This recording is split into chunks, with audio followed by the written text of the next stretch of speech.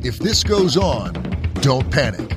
Bringing hope to the world through speculative fiction.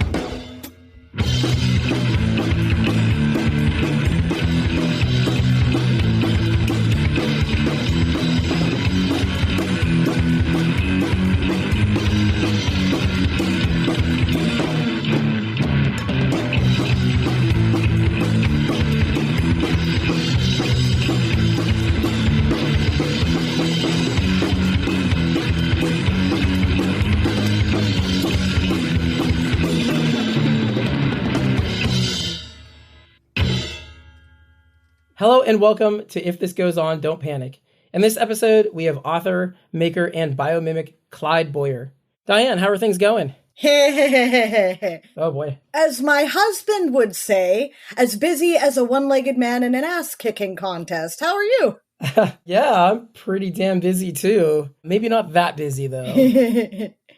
I'm way behind on a bunch of stuff from the last Game of Tomes event.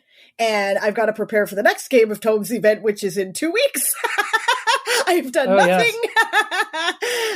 Yes, it's good. It's good. I'm fine. I'm really fine. Yes. And don't forget our interview with Kate Elliott that's coming up next month as well. I'm excited about that. I am a fan. So this is going to be very cool for me. So I'm fangirling a little bit over here. Awesome. That always makes me happy when one of you all are like, yes, I've been wanting to talk to this person. I am now officially busier as well. My son and I have just today started a D&D club at our local library. Oh, wow. Good for you. Yeah. That sounds like a lot of fun and something really cool to do with your son. That sounds like a really good bonding thing. Yeah. Something he'll remember. Yeah, I hope so. Yeah. He instantly fell in love with D&D because we have a family game that we run. And he immediately was like, brain explode. This is amazing. What is happening? And instantly just like read every single book on it, right? And so then he's like, well, I want to DM now. So he made up his whole campaign and he had all his friends make characters, but his friends are like super busy and they're like really into athletics and stuff. So they're never around when he's around to do things. And he's got frustrated and was like, is there anything else we can do? Because they just don't ever have time to play. And I was like, well, let's start a D&D club at the library because it doesn't have one. And there we go. Now we're running a D&D club officially. That is really cool. Well, good for him. It's always fun to see a new gamer minted. I love it when my addiction spreads, so this is cool. Yes. It's been very cool, very cool. My oldest son is basically like mini me because he's into science fiction and fantasy. Those are his favorite things. He's into role playing. He's into RPG video games, like all the stuff that I was into at his age, he is also into. So I'm really enjoying that. That's fun. My younger son, completely different than me. That's also fun. It is fun Yes. when they're completely different from you. They teach you stuff that way. It's cool. I was just about to say, yes, exactly. It's a little more of a process of like figuring out what he's into though. It's like, yeah. With my older son, it was just like, look at this. Yes, this is awesome. Let's do this. My younger one's always like, no. I like this? No. He will like this. Makes buying gifts easy. Yes. Yep. The other one, you gotta go, what would he like? Yes. Yes, exactly. Two other things I want to bring up. The second thing is, everybody in the audience can probably hear my voice is a bit scratchy today. I still have a cold. I had this cold when we recorded our last episode, and I still have this cold. It just will not go away. We actually had to reschedule this episode because at one point I had completely lost my voice and was not able to talk at all. Yeah, it sucks. That's been going around. I don't know. I know a few people who've had it, so I hope you get better soon. Yeah, I don't know. I have had like 3 different diagnoses at this point, and basically it's just some virus and it needs to just go away. The third thing is something that we don't usually try to talk too specific about time, aside from like, this is what season it is and stuff like that. But today is a special day, and today Trump was arraigned. Oh, you know what? I really hope that there will be some consequences of meaning out of this, because, the whole purpose of having a representative democracy is that your leaders have to be accountable. okay, obviously innocent until proven guilty. We cannot say for sure, but it sure looks like he's been caught red-handed. And if that's the case, then I hope you guys give him, the consequences that he's earned. Yeah. Some random guy on Twitter was adding up the years. Like if he got minimum sentencing, it was like 2,000 years or something like that. It was crazy. I don't know. No, that was some random guy on Twitter, so that number could be completely made up. Yeah, who knows? So, all right, we should probably bring our guest on. You ready? Absolutely. Can't wait. All right, perfect. When we come back, we will have Clyde Boyer. Okay, and we are back with Clyde Boyer. Clyde is co-founder and CIO of Trinity Education Group and founding member of Global Schoolhouse. Clyde Boyer is a social entrepreneur and former farm kid who has spent his life working with underserved youth and migrant populations, as well as building learning hubs in Africa and migrant communities. He's also a frequent public speaker and advisory board member of South by Southwest EDU, board member for OPA Health, member of Climate Fiction Writers League, and an urgent optimist with the Institute for the Future. As a lifelong learner and student of biomimicry, Clyde believes nature is the best teacher in solving many of our world's issues. Welcome, Clyde. It's great to be here. I'm looking forward to this. Yeah, me too. We were having a little fun right before the show, and I think we're going to get along pretty well. Indeed. I'm going to jump right in with the question. Biomimic. You don't hear that often in a bio. I would love to know more. Sure. Biomimicry was a new term to me until about 10 years ago. And then I was at South by Southwest, which I'm a fixture there every year. And I saw the founders speak at South by, and I was just so taken by their approach towards solving problems. In many ways, it became to me as like the best example of applied biology. Where engineering is a kind of applied physics, biomimicry is a kind of applied biology. And so I kept it in the back of my head for, a couple of years. I'm going to do some more research. I'm going to learn more about it. And then I went back to grad school, like you do while you have a business and you've got a kid that you're raising and you have a full-time job. And let's go back to grad school and study biomimicry for fun. Yeah. Oh, my wife loved it. Yeah, that's great. Yeah. So what are you doing this evening? Homework. But I immersed myself into the world of biomimicry, and it really changed my worldview. So there's a lot to unpack. And it's not just informed, kind of like my worldview of, how I go about and do things and solve problems and, and think about the world. It's kind of brought me back, kind of full circle to who I was when I was a kid, and helped me connect to something that I think I had lost years ago. And that was a connection to nature. And I just realized how important that was. So biomimicry at a high level, and I'll do this really quick, but at a high level, it's a way of looking at natural models and looking at the genius of nature. Nature's had 3.8 billion years of R&D through evolution. And they've been able to come up, nature's been able to come up with solutions that are sustainable, that last, that are efficient. And we are really good at creating effective solutions, but we are really terrible as a species on creating efficient and things that sustain and scale over time. So we need to be looking at nature for, really, how does nature solve these particular challenges or problems? And those natural models, I mean, I speak to it in the book, in parts, but we're losing that biodiversity, and with it, we're losing all of this kind of natural intelligence. We're losing so much more. But for me, it's a way of kind of rethinking how we go about solving problems, looking to nature to solve those problems, and looking at nature's genius. That is brilliant. I love it. Well, I didn't come up with it. Well, it's a brilliant concept. That is really great, and makes a lot of sense to me. It is, and I tell you, there's a couple of things. The more I've gotten into it, I realize that it's it's evolving. As all good things do, right? I mean, everything evolves. There's nothing that's static. So it's evolving because to meet the need, and it's more than just looking at solutions and looking at nature's genius. It's also becoming a kind of a philosophical approach.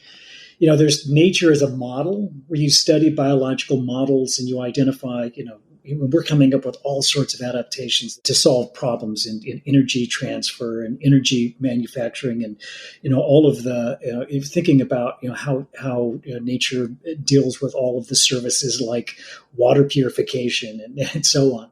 But it's also looking at nature as a measure, and how is what we're doing, how does it measure up to how nature does things? And that's where, and if we can become more like nature, we're going to be much more effective and much more, I think, have a better chance of survival.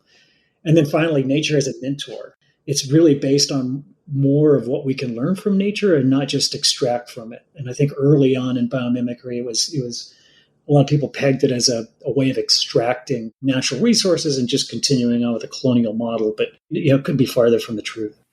That is awesome. I actually can't wait to see how that informs your work. I have not read your book yet. I did not get the chance. I am sorry, but I intend to. I usually do read the books of the authors that come through our show. Sometimes it's a while later, but I do. So that's really cool. But I have. Yes. That's part of that obsessive preparedness that I have. So you have this interest in biomimicry, right? You have an obvious interest in education. That's what your company does. And then you wrote a middle grade novel, somewhat about climate change, and on a bunch of other things too, and like flying and time travel and all this other cool stuff too, right?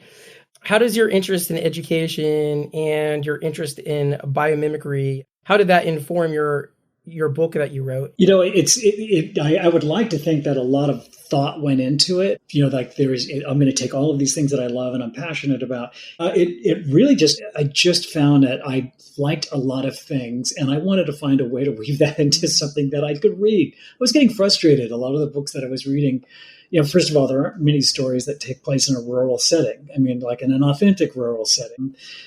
And there's, hope is in short supply. Mm-hmm. And so I wanted to write something that could be bittersweet, but also hopeful and cover a lot of things. And I actually didn't set out to write a book, even though it's funny. When I was a kid, I thought I was going to be a writer because I loved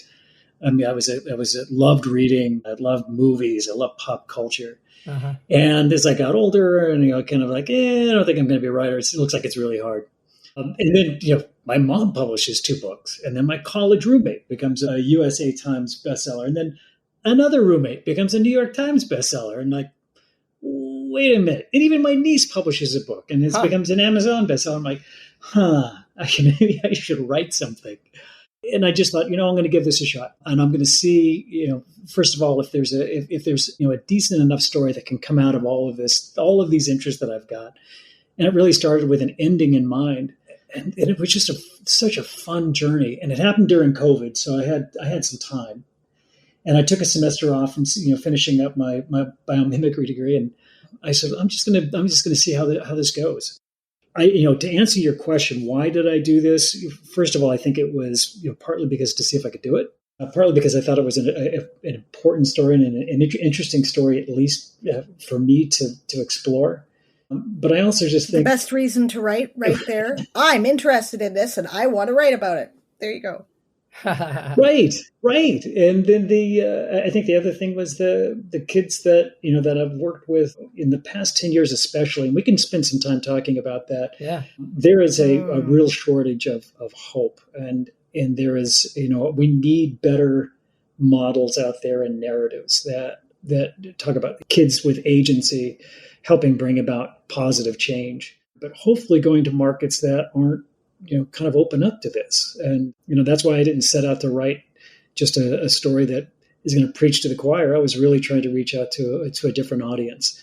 And that's why it's, very much a pot boiler, lots of action, lots of fun. And it's kind of the way I see the world too. Nothing wrong with that. If the plot isn't engaging, then all the messaging in the world isn't going to hold your attention. People can go to church for that, Amen, sister. Amen.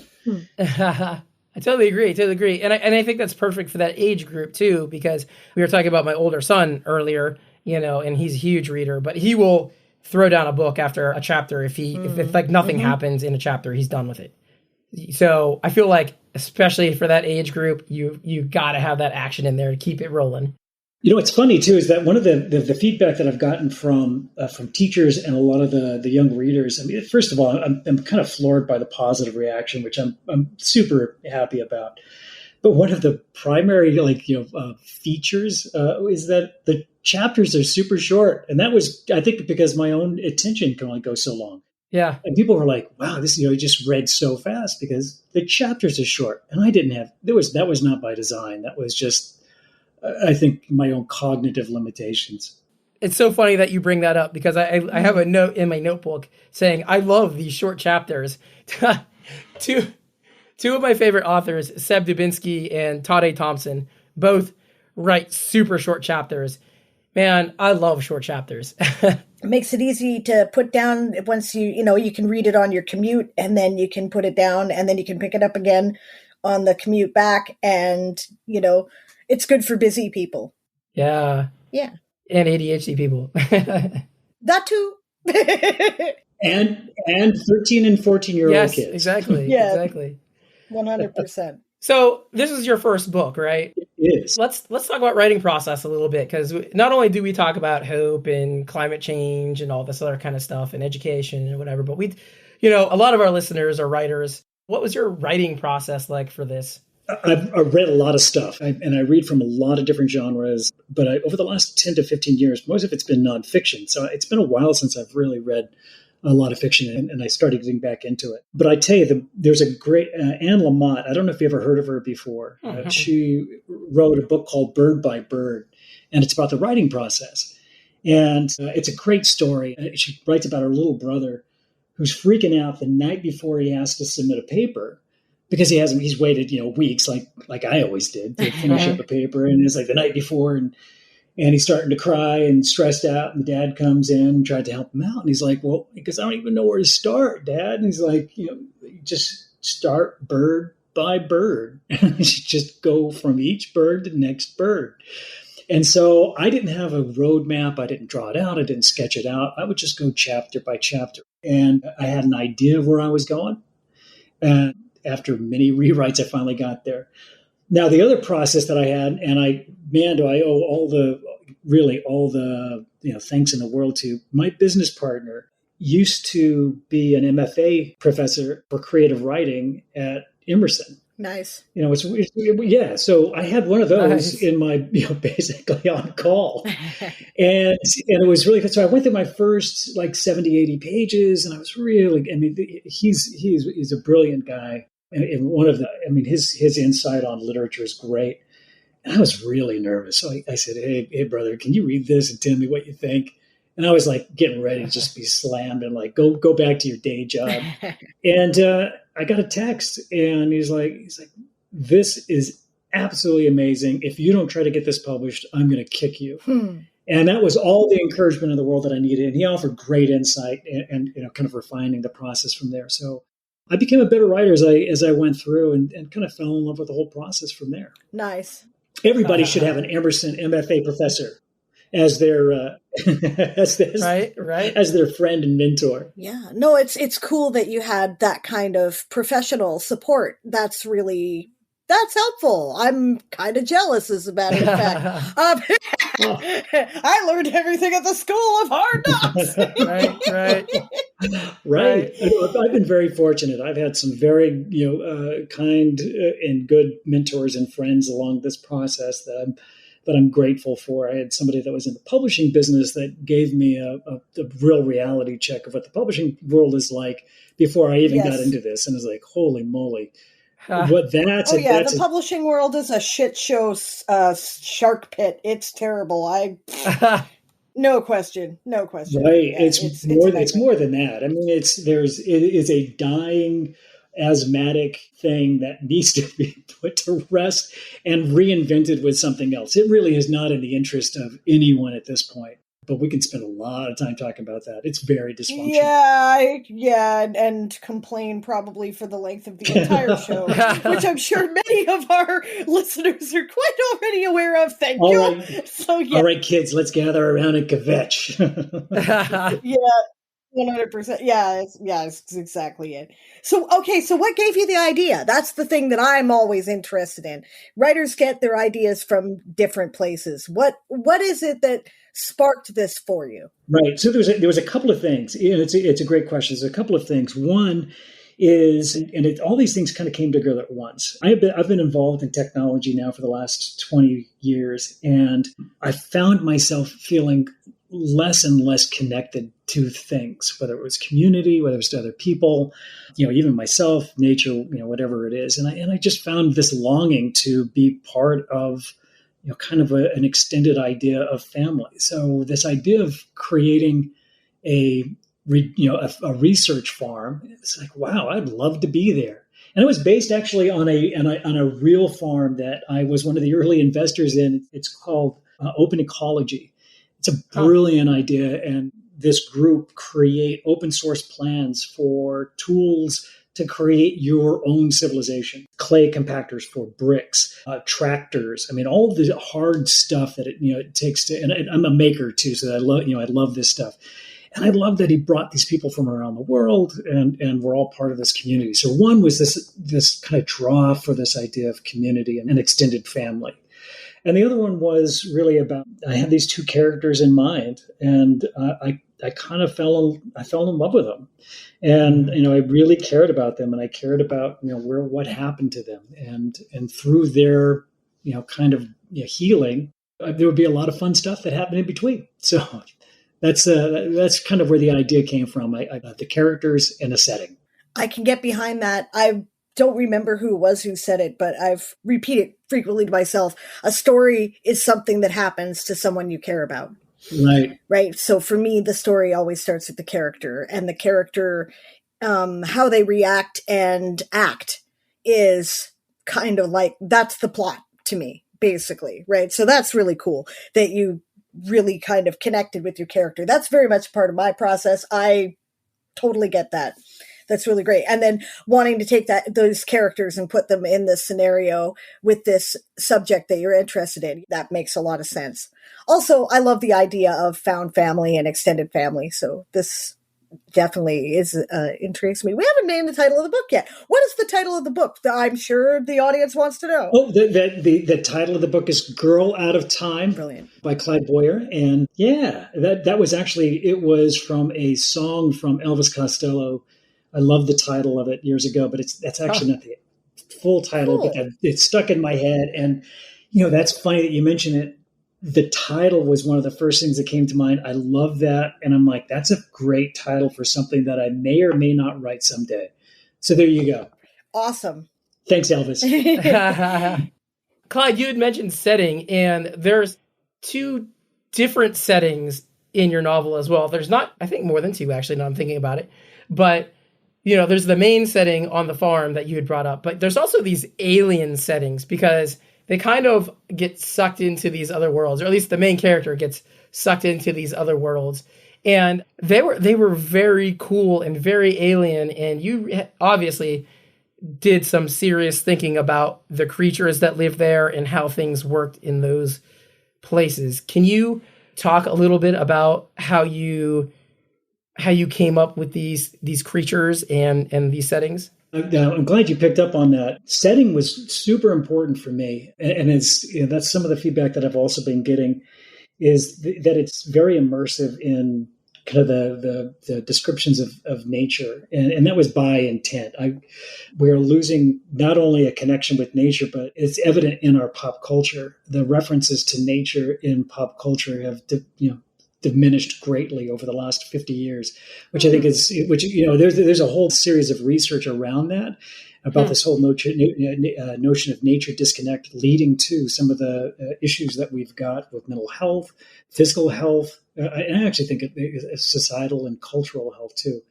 But so I took a look at, this is really a biomimicry exercise. And you take a look at a system, and systems systems are coherent. Good systems are coherent, and systems that are imbalanced are the ones that are, you try to figure out what the source of imbalance is.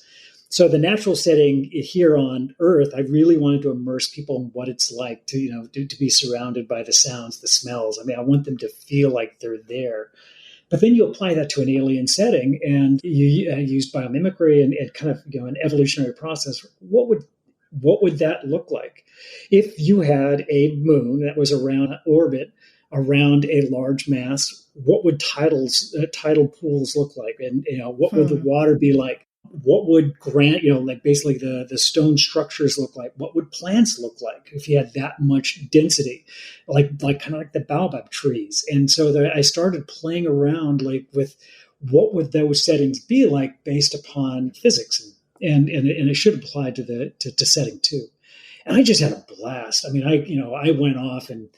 I had many other worlds to travel to, and maybe in other stories I'll get there, but I just settled on the ones that I had. But they had to be, and I'm kind of a stickler for this, they had to be based on kind of a coherent worldview, and it had to be consistent, and it had to be consistent with nature. Otherwise, I'd feel like I was a cheat. So I actually did a lot of research on those places to make sure that it made sense. I'm beginning to understand a bit more how biomimicry works by listening to your process. This is really cool. I'm really behind this kind of stuff. I'm working on a class right now on world building. And one of the things that, is sticking in my head for a point to make is physics work until they don't. Right. So I think that it gives a setting more, believability if you make sure that it is all consistent. And if you're going to change something significant, like, for example, the gravitational influence of a body on the tidal process, right? What is going to result from that? What is the natural consequence of that change? And then you have to envision that, and then envision how other the rest of the environment is going to interact with it. What is that going to look like for plant growth? What is that going to look like for, like agriculture? What is that going to look like for fisheries?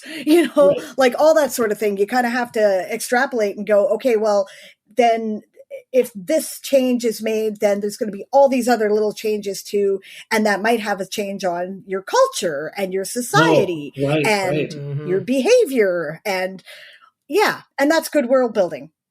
It's interesting that you bring up culture, because that's something that I've really been thinking a lot about. I don't know if you've heard of the biophilia hypothesis, but Edmund Wilson, the great naturalist, wrote a book back, I think it was in the 80s and 90s. It was called the biophilia hypothesis. And it was this idea that we have this kind of inherent attraction to nature because it's, through evolution. And culture to me is kind of like an operating system that sits on top of that basic motherboard we've got of our understanding of nature and how we kind of our biological tendencies. And culture kind of will change and shift, but we all share this kind of common natural affinity. And I think that's an opportunity in biomimicry for us if we think about how are we ever going to be bridging the gap between so many different worldviews and so much division that's in the world, is that, culture is, absolutely needs to be, brought up, raised up, and amplified. But we also have to start thinking about what are those things that bind us together. And that really gets down to what it means to even be, not just be human, but to be a sentient creature and so on. That is a really valid point. I agree with you completely. Yeah, that's really cool. Yeah. Huh. I listened to your South by Southwest talk, and I could also see it reflected in your book. You mentioned that you were a believer in radical optimism, but also radical compassion. I don't know if that's exactly how you phrased it, but that's how I took it. Can you talk about that a little bit and how you see that working in our current society? Yeah. So urgent optimism is a term coined by Jane McGonigal, who's the great game thought leader. And the whole idea of urgent optimism is this idea of creating a sense of agency, a clear-headed view of the challenges that we've got, but creating a sense of agency to address those issues as opposed to paralysis, which is if we allow ourselves to be overwhelmed by the doom cycle and that we're confronted with on a daily basis, we can just curl up in a ball, and there are days that I, especially during COVID and the last election where I physically curled up in a ball and laid on the ground. I'm like, make it go away. But the idea of creating a sense of agency, and that's so critical for, I think, young people to realize it's This is their future to make. So urgent optimism is kind of a fundamental condition to reimagine or rethink what the future can be and to be active agents in that future. We're going to have to, I think we're going to have to build our way into it, and we're going to have clear models for how we're going to get there. And that to me is, this notion of urgent optimism, that we can affect that change. It won't be perfect, but can anything be more exciting than saving the planet? I mean, how fortunate are we at the same time, or like how awful is everything, but how fortunate are we to be the ones that have to solve the crap that we have been confronted with? I mean, this is a great opportunity, and it's scary as hell. Great tests are also great gifts, as Lois McMaster Bujold has said. Yeah, I hadn't thought of it that way, but you have a point there, because when you're at a crisis point and you have to make these changes, right? You're the ones who get to decide what those changes are going to be and how that's going to look. And there are a lot of things that could really use massive reformation. Right. There is. It really is. I mean, and I think if we do this right, we're going to come out on the other side changed. And that's exciting because we need to. Huh. One of my favorite movies is called The Third Man with Orson Welles and the grossly underrated Joseph Cotton, one of America's greatest actors.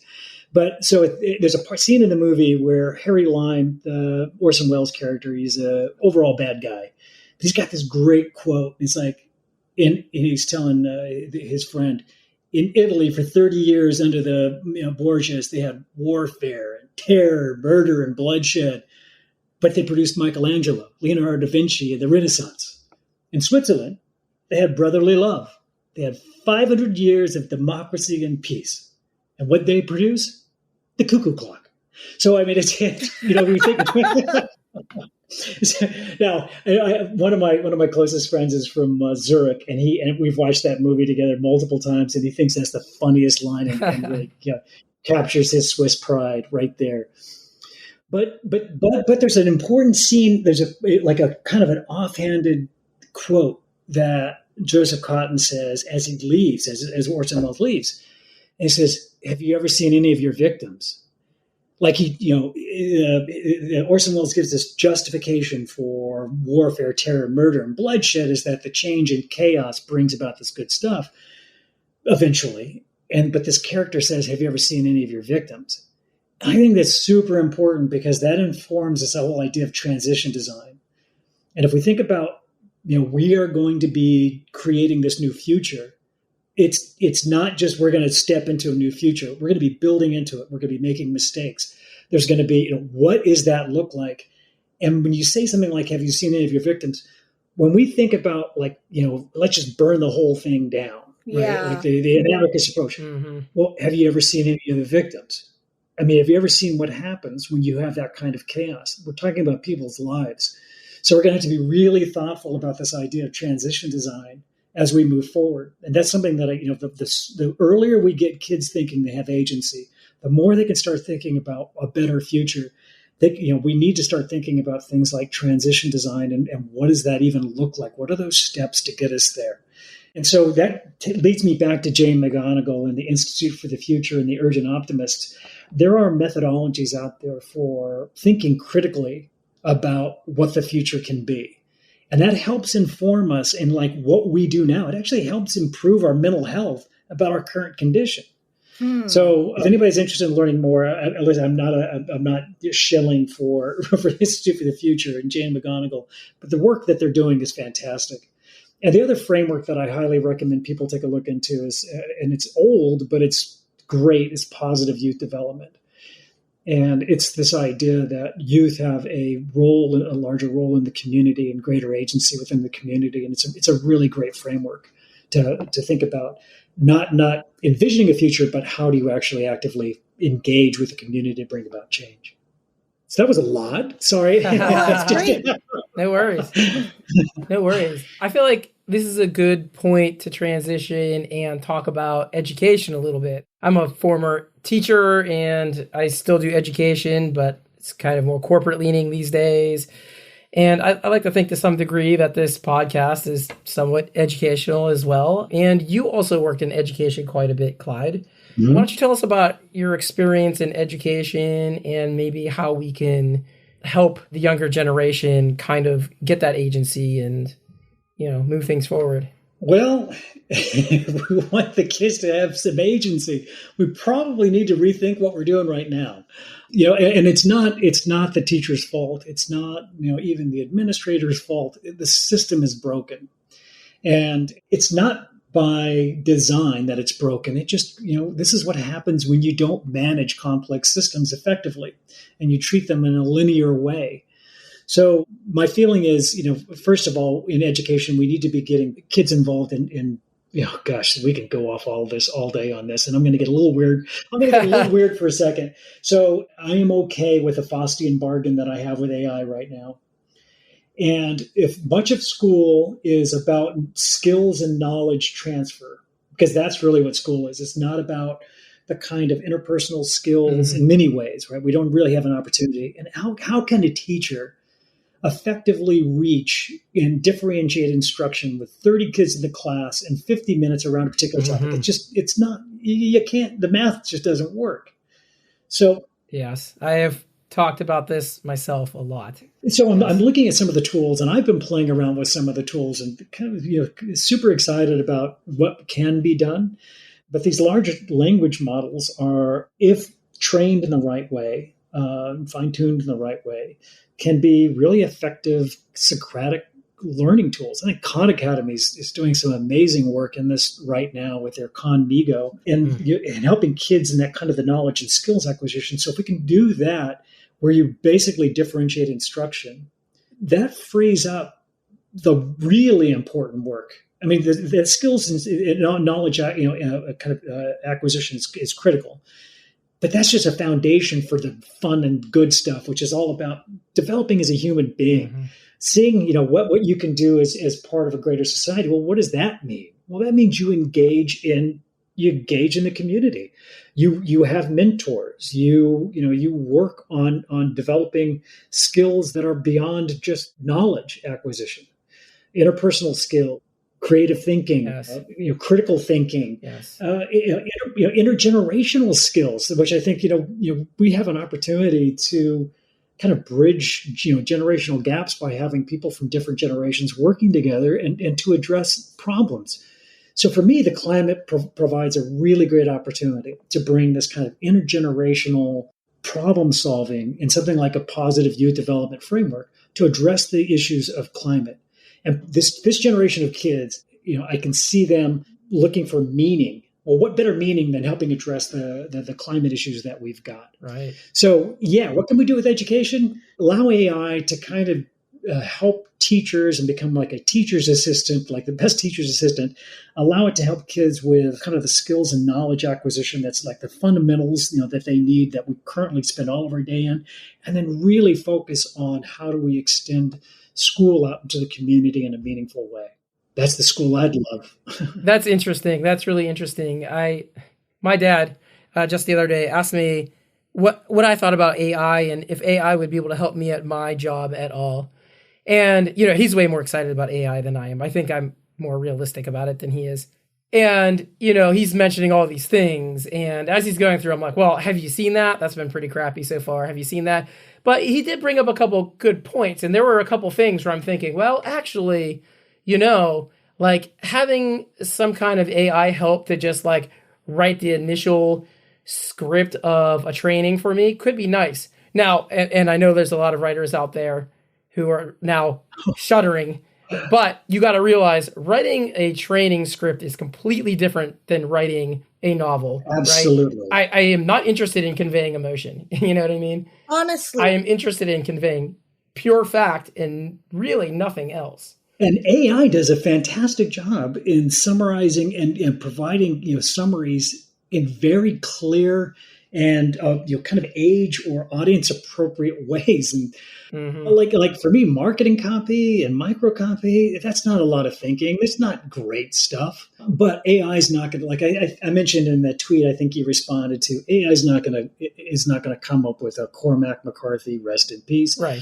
It's not going to come up with these novels that are intuitive leaps or entertaining or like laughter or comedy. AI is terrible at comedy.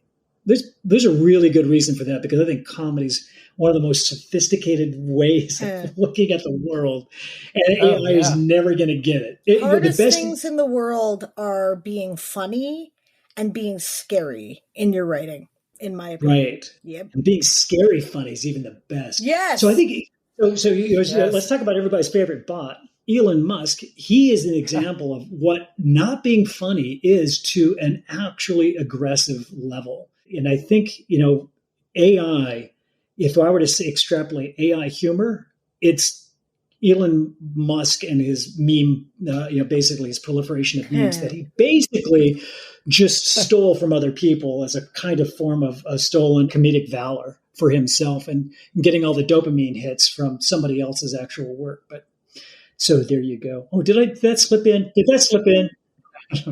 Honestly, as a prose writer, right? Okay, so I've seen some of these cute little AI stories, and they're adorable.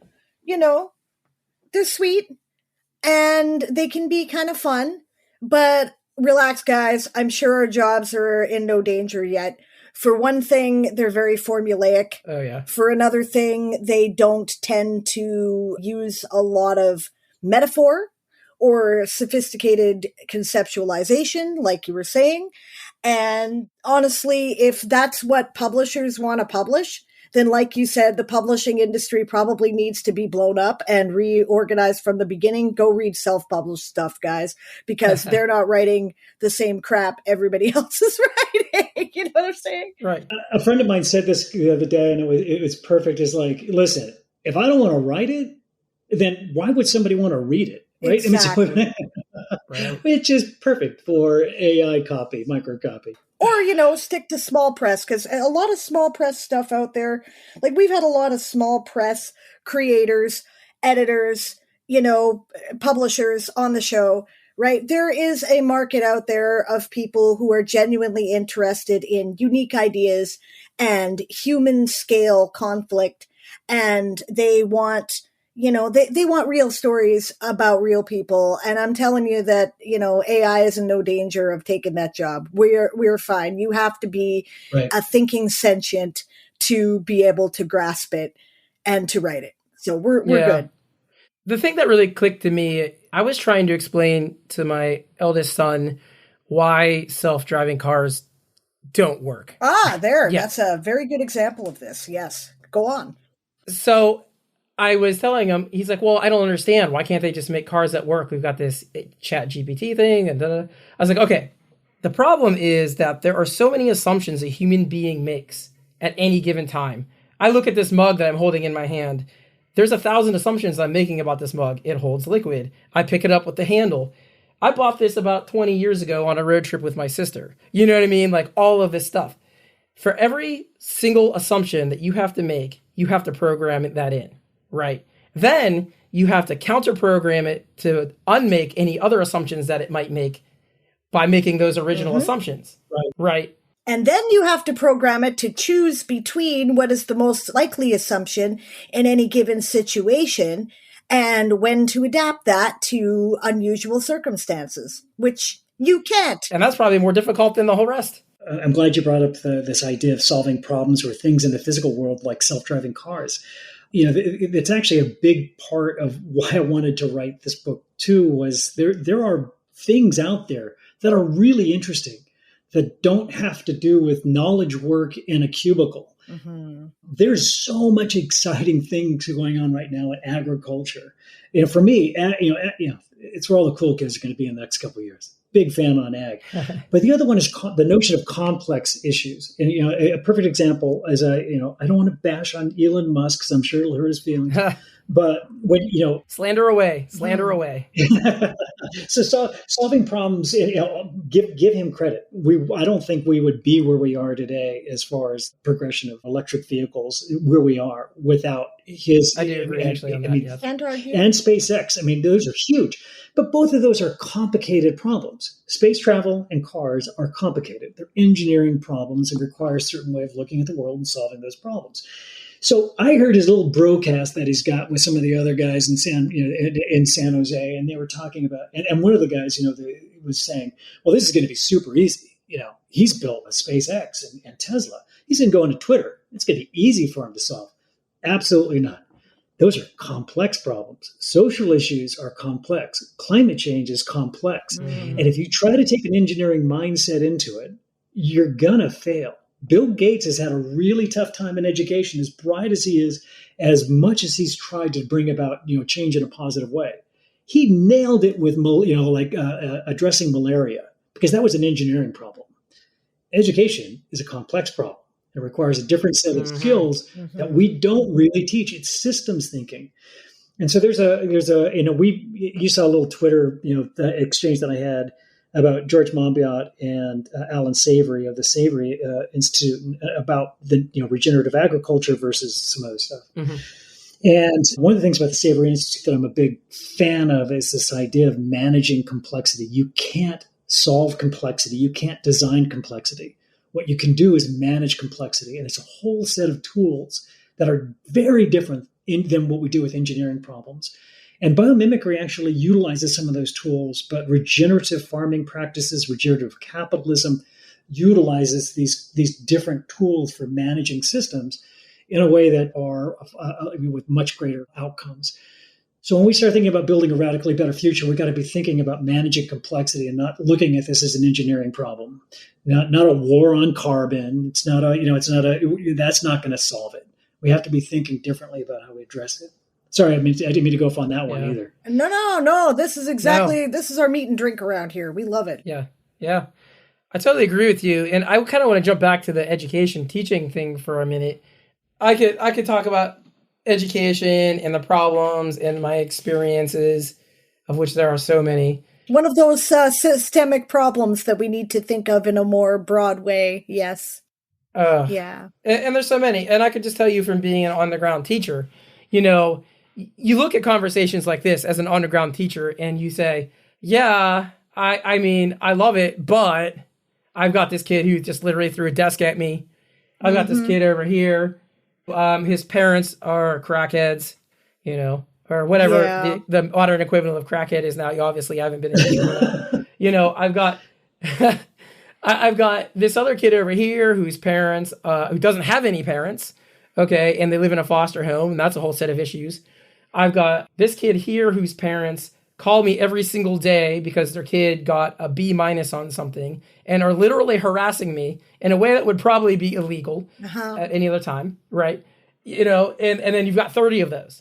You know what I mean? Yes. And you're just so utterly overwhelmed that what we're talking about, like on this higher level, it just seems impossible. It's really tough. My wife works in the school systems. I work with, many levels in education. One of the things that I'm a member of the Maryland Literacy Association, and, great folks that are, pushing forward literacy initiatives, mainly comprised of reading specialists in schools, media specialists, reading instructors, and so on. What I've been doing is I've been working on building curriculum around Girl Out of Time so that they can incorporate it. Some of these concepts, which are pretty progressive, but incorporating them into, the standards-based, cross-curricular science, ELA, and so on. So there's any teachers out there that are interested in, or educators that are interested in, learning more. All of these resources would be made available for free. I mean, and I'm more than happy to do author visits in classrooms because I'm all in on the education piece. This is my life mission. So I had a friend who asked me, like, when I wrote the book, he's like, why the hell do you want to write a book for? He's in the publishing business. He's like, publishing business is the worst business there is. You know that, right? And I'm like, yeah, I know that.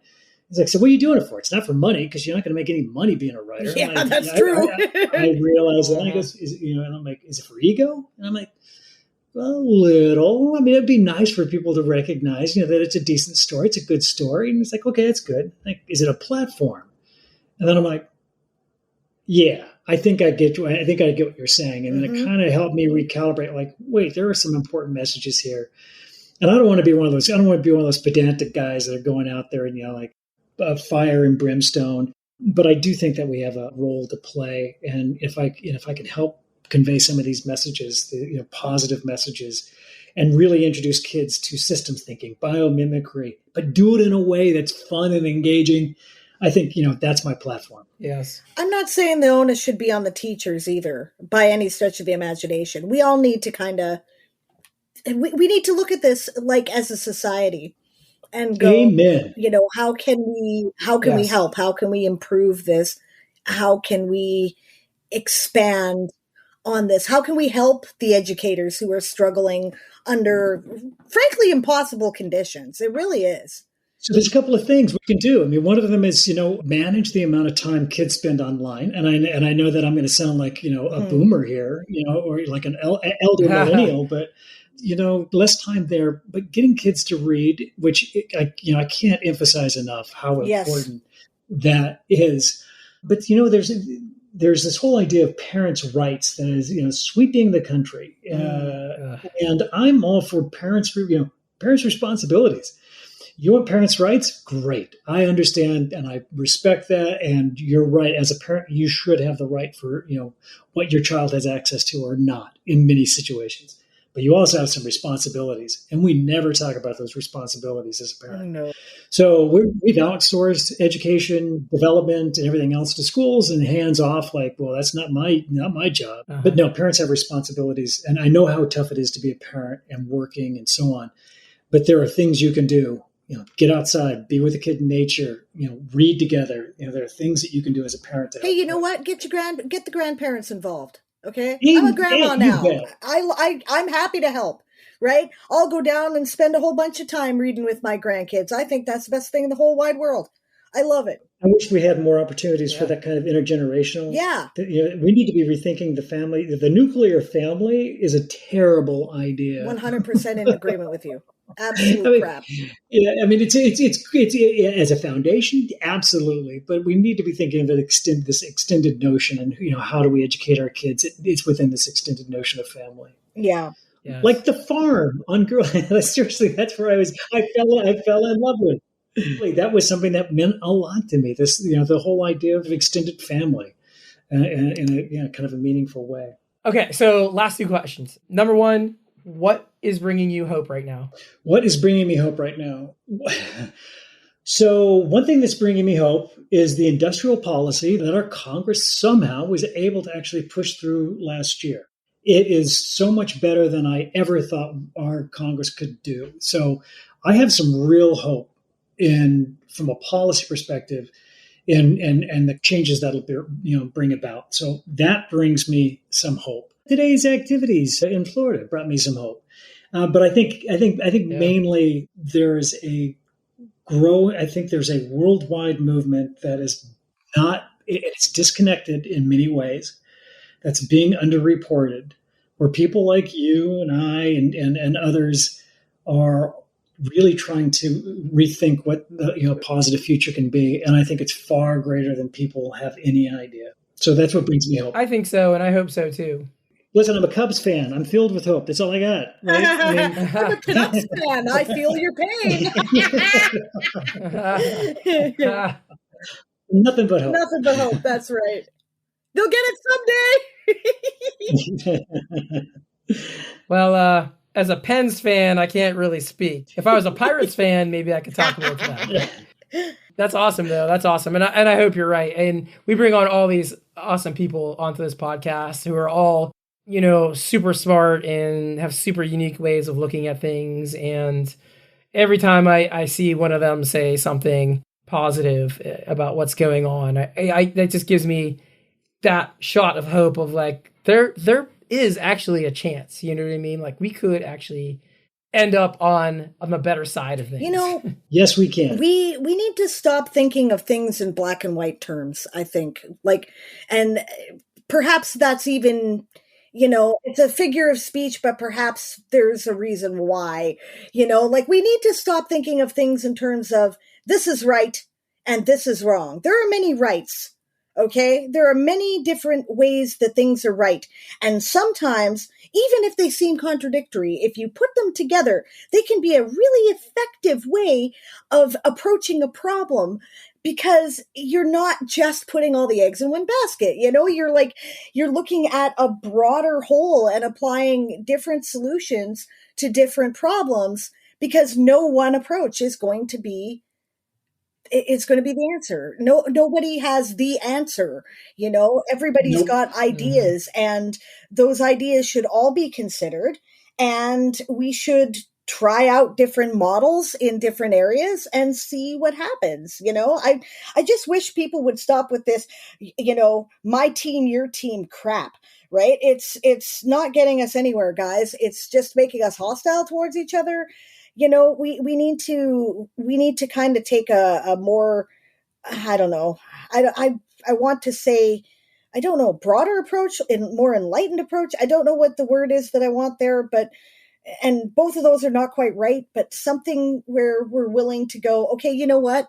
I think I have the answers, but I could be wrong. So let's try somebody else's idea too and see if theirs works better, It's a sense. I think we need to enter all this with a sense of humility. And when I say everybody's ignorant only on different subjects, I really it rings true. We have a lot to learn from each other. I mean, even people from across the aisle. Mm-hmm. There isn't a single solution, and anybody who's trying to say that there's a single solution out there. Like Neil Stephenson's newest novel, to solve the climate crisis, all it takes is another billionaire with a single solution. I'm like, no, it takes a whole lot of people making a lot of experiments and moving the needle. There's really, and that's where systems change. Systems don't change. It's not binary. Systems change when the cumulative effects kind of move to a positive spiral. And we have to be thinking, it can go the other way. I mean, and I know that we're running low on time, but I mean, I've been thinking about this a lot lately. For years, this idea of racist behavior open in our society was really looked down on. And, and if you were racist, you just kept it to yourself. So there was probably, and, most people are like, we're not racist because I don't see it. But there was, a good probably 20-25% of the population that was kind of like, inwardly very racist, but they're not going to display it because the system didn't allow it. And then all of a sudden we reached a tipping point around 33, like a 3%, whatever it is. And you can equate that to whatever, voting block there is. But when it got to like about 33%, all of a sudden racism became overt and became visible. And there's this tipping. So it's not like binary.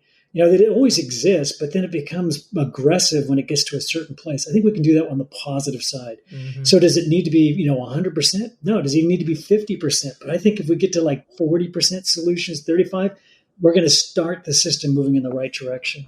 Yeah. Yeah, I agree. I do. Totally.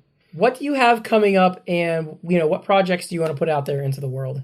Tell people about? I've got a sequel that I'm working on now that I'm super excited about. The reception Nice. for the first go around was much, when you've got Publishers Weekly and, Forward Magazine, kind of writing glowing reviews, that was like, wow, that's pretty validating.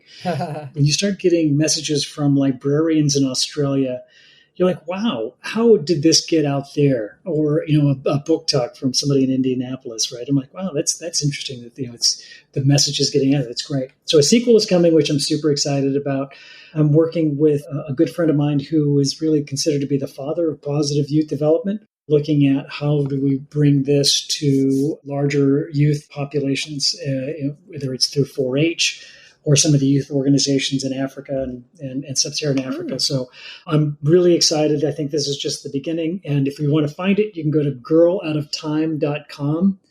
And from there, you can see the trailer, you can go and see where you can buy it. And I highly suggest go through independent bookstores and not through the river that shall not be named. But it's there. But go to girloutofTime.com and please feel free if anybody wants to reach out and is interested in learning more, or especially if you're an educator and would like to have access to some additional educational resources, how the book might be used in the classroom. These will be free, be made freely available. I would love to be able to connect. Awesome. Is there anywhere else people can find you? Oh yeah, I guess you can go to Twitter, which I'm trying to break that habit. At Clyde Boyer on the Twitters. That's about it. I really am. I'm a elder millennial curmudgeon, boomer on social media. I completely understand that. Completely. So girloutofTime.com. Brilliant. As an aside, SIFWA folks, if you're not on Twitter anymore and you've gone somewhere else, tell me where you've gone. I'd like to continue hanging out with you, but like everybody's exodusing Twitter, so where are Good you? Lord, right? Invite me. All right. Well, thanks so much for coming on. It was a fantastic conversation. We really Definitely appreciate enjoyed it. I really enjoyed it too. And great show. And thanks for having me on board. And feel free to bring me back, and we can kvetch more on all the things. All right, folks, that was our interview with Clyde Boyer. And now I have to do the thing where I ask everybody for money because I am not a millionaire. If you like what we're doing, please help us out. If you do want to give us money because you really love what we're doing, we do have a small Patreon group over at patreon.com/ifthisgoeson. There are some awesome and dedicated folks over there who have been helping us this entire time. And thank you. Thank you for your support, guys. All of you who are currently supporting us in any way that you have been. We really do appreciate it. This business, it is hard to make a living at, and we do appreciate all the support we get. So thank you all so much. You guys are amazing. We love you for it. Yeah, honestly, it's something I do not say nearly enough at all. And gonna blame it on my ADHD, to be honest with you, but but I really need to start saying it more. Diane, you hate talking about money. So if anyone out there is able to help us out, that would be great. If you can't help us out on the regular basis, even just like $1 or $2 a month, it makes a difference. It really does make a difference because it adds up. And hey, guess what? Now I don't have to pay for hosting. Now I don't have to pay for transcription. Which, by the way, is being paid for by SIFWA right now. So thank you extra for SIFWA. Yeah, absolutely. Much appreciated. But, then I don't have to ask for grants. You know what I mean? Which is what I have to do right now. I don't have to, harass everybody at the end of every episode all the time. And I wish I could do more for our Patreon folks, too. There is a lot over there. And I wish I could do more. It's just limitations of being a human being, unfortunately. And if you can't do the monthly thing, we have a coffee account that's KOFI. You can just look for If This Goes On, Don't Panic, and we will pop up. And that's just for one-time donations. So we're there too. If you can't do any of that stuff, that is totally fine. I get it, especially these days. I've been culling my Patreon support as well, unfortunately, but it's just something you got to do sometimes. I get it. But if you're in that mode and that's where you're at, you can share us with your friends on Facebook and Twitter and social media. You can rate or review us at whatever podcasting application that you use. You can do that. So that's huge. People can swing by and say, oh, they've got like 55 stars. This must be an awesome podcast. Small outfits like us, just like authors, really benefit from reviews. It's very, if you take 5 minutes and go, this was great. Honestly, it makes a difference. So thank you. Yes. So I will stop hammering that nail and move on. But if you could do any of that stuff, that would be fantastic. So, Diane, thoughts on the interview and what's going on with you? Oh, he's fun. I definitely would be interested in having him back. I think that he's obviously, I really like the idea of thinking about things in terms of complex systems. Mm-hmm. I don't believe in simple solutions. I don't, like in my personal observation, they don't tend to do anything more than fix one problem in order to create more problems. Right. You really kind of have to look at a total broad view of things and try to figure out where they all interconnect and how we can work together to create better solutions for everybody. And obviously he's very focused on that. He's very focused on teaching it to youth. That's great. I think that just might save the world. Let's do it. Yeah, 100%. Just to be honest, I wasn't sure what to expect with Clyde coming on because he has such a varied background and not a huge... Yeah, he's got a writer's resume. That's true. That is true, totally. But he doesn't have a huge online presence either. So I was like, because, I usually like follow people or maybe even know them before they come on. You know what I mean? Right. Just to get more information about them and make sure they're our type of person, Oh, he's definitely behind the Hope Punk mission. Like, Oh, yeah. Obviously, that's what he's talking about. Oh, yeah. And yeah, I'm with him. He actually found us, and I think he found us through the Solar Punk magazine's Discord channel, I think. Oh, hey, thanks, guys. Because I believe he's part of their Discord, and we're big supporters of the Solar Punk community. So I just loved everything he had to say. It was nice to have a deep dive into the education stuff, because education has honestly been a huge part of my life, and I never talk about it on here. Never. No, that's true. You do not. Yeah. I mean, like, literally my entire professional life has been dedicated to educating somebody somewhere along the way. You know what I mean? And I just don't talk about it at all. So it was nice to have like some new thoughts around that and just have a guest be able to dive into that, No, that's cool. What are you reading? Let's see. I finished 2312. Okay. And I loved it. I thought it was great. I think more than anything, I really loved the characters, which is not what people usually say about this book, right? You were talking about that last time we talked about reading, yeah. Yeah. Like the two main characters, one of them is a spontaneous ADHD mess that I thought was very much like me. And the other one was more, he's a guy who's all about, let's have a plan.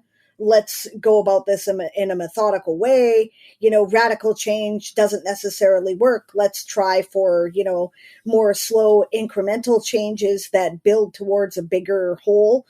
And one thing that was really cool is that you saw in the novel, there was a way, like there's space for both approaches. And when they come together, they can be amazingly complementary, just like the relationship between the two characters, which was a beautiful, very real romantic relationship that I think is a very good model, because it's all about like they let each other be themselves, and they didn't try to change each other. They went, okay, I take you as you are and I like you that way. And that's how a relationship works, in my opinion. Right. Yes. Yeah, it was beautiful. I have forgotten the author's name, and I feel like a moron, but unfortunately the book is in the bathroom right now, so I'm not going to interrupt to go get it. But it's one of these Chris Longknife novels, military science fiction, very much an opposite kind of thing. It's all about warfare and politics as opposed to higher concepts of how we're going to deal with the problem of climate change in the future, which was the center of the plot in 2312. So big contrast. I don't know how I feel about it yet. Like there's some stuff in there that I'm like, like the main character comes from a wealthy family, happens to now be a princess. They've got these loyal retainers who always seem to have the solutions and solve the problems. And I'm like, okay, this feels very Lord of the Rings in that kind of way. Right? And I don't know how I feel about that. But on the other hand, the character is smart and solves problems by critical thinking and by, dealing with the situation as it's presented. And that's kind of cool. I think I'm reading like the second or third novel in the series. It's not the first one. But it is easy to jump in and figure out what's going on. And so that's kind of fun. I guess it's more of a comfort reading at the moment. So, but it's cool. And it's lots of action if you're into that. And the military logistics are very good. And the thought about, the natural progression of technology and the process of, coming up with countermeasures to deal with countermeasures. And so I like that a lot. There's a lot of really badly written military fiction out there that doesn't really think about that. And this is not that. So if you like military science fiction, you'll probably enjoy it. Your enjoyment of military science fiction never ceases to fascinate me. I don't know. I just can't do it. I just can't do it. I've tried and I just cannot do it. But war is an interesting and complex problem. And more interesting than that is the diplomacy, right? Because what did Clausewitz say? War is the continuation of politics by other means, right? I guess the best military science fiction doesn't neglect the politics either, because they go together, right? And you have to think about both aspects. I hate war, right? I let's make that clear. I would really prefer everything to be at peace, but humans are not like that. Yeah. There is always someone who is going to make a problem, and they are going to have to be dealt with. And at some point, that was going to come to blows. There are some things that we cannot just allow, like slavery, for example. Slavery is a good cause for going to war. I don't care. Right? I'm sorry. I realize I just alienated a whole bunch of the audience because a lot of people are all about peace. But, honestly, I learned this lesson when I was a kid. The bullies won't leave you alone sometimes until you punch them in the face. So, you got to plan for it, You got to. Yeah, I'm kind of with you on that. I won't go into it, though, because it would take way too long. But yeah. All right. I am currently reading... Well, I just finished A Dance for the Dead by Nuzo Ono, which anyone who's listened to this long enough knows I'm a big fan, which was surprisingly less horror than I thought it was going to be. It's more like dark fantasy. I would call it dark fantasy. Okay, cool. Yeah. It had like a kind of a pretty happy ending to it. I'm not going to go too much into it because I do plan to review this book on my review column sooner than later, but I did really enjoy it. Great. And I am also reading an old issue of Fantasy and Science Fiction magazine. A friend of mine, Frank Arito, who's a Pittsburgh horror writer, published a story in it. And, it was like one of those things, like I bought it because Frank published in it. And I'm going to read it. And then the year passed. And then I'm like, oh, shit, I still haven't read it. Time to do it. I got to do it now. You know what I mean? But it's a fantastic story. And, Cherie Renee Thomas just does a fantastic job with that magazine. And in fact, I mentioned earlier that I'm getting rid of some of my Patreon subscriptions, but I'm doing that so that I can support fantasy and science fiction, because I just have found myself just buying like every issue, and it's just way cheaper with the subscription. So yeah, that makes sense.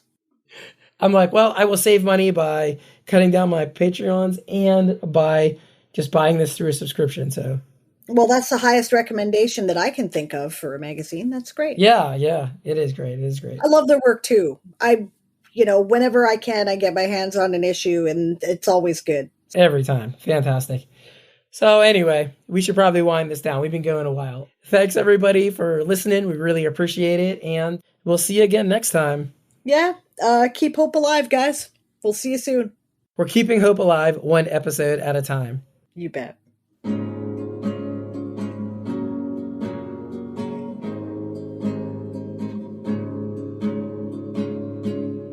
If This Goes On, Don't Panic is edited by Alan Bailey and produced by Ken Schrader. Our theme music is by Father Flamethrower. Additional music is by Christopher Snydrosky, and outro music by Sable Aradia. Intro by Dave Robinson. A special thanks to our guest, Clyde Boyer.